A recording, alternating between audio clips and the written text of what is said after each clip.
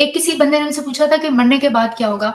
तो मरने के बाद जो एथियस्ट हैं वो क्या करते हैं? देखिए मरने के बाद जो होता है ना, आप अपनी बॉडी में आप ज़मीन के अंदर चले जाते हैं, ज़मीन के नीचे and you become part of this universe, you know? Energy can not be created nor destroyed. Your energy आपकी एनर्जी एक और फॉर्म में चली जाती है और you are still part of this universe, ठीक है?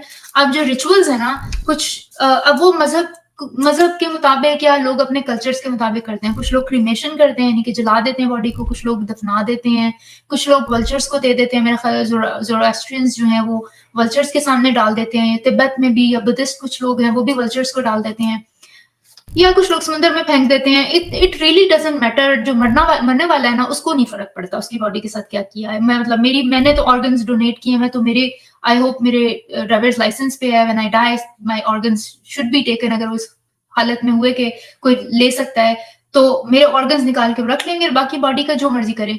रिचुअल्स जो है ना, वो जो मरने वाले की फैमिली होती है ना, जो लव्ड वंस हैं, उनकी तसल्ली के लिए होते हैं। बिकॉज दे उनको तसल्ली हो कि जो हमारा मरने वाला है, जिस तरह इंडिया में है वो क्रीमेशन करते हैं, उसके बाद जो उसकी राख होती है, जो एशेज होती हैं, उसको या वो बहा देते हैं गंगा में या फिर किसी एक पॉट में रख के। यहाँ पे भी एशेज कुछ क्रिश्चियनिटीज में भी है कि एशेज रख लेते हैं और उसको सेव कर लेते हैं।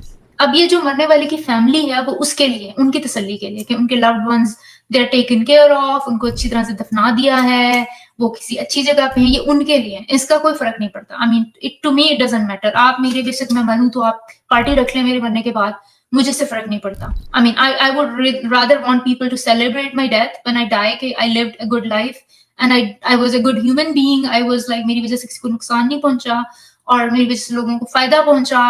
आई would be remembered as a nice person. But it doesn't matter आप मेरे लिए गाने लगाएं, मतलब कोई रोने धोने की जरूरत नहीं है।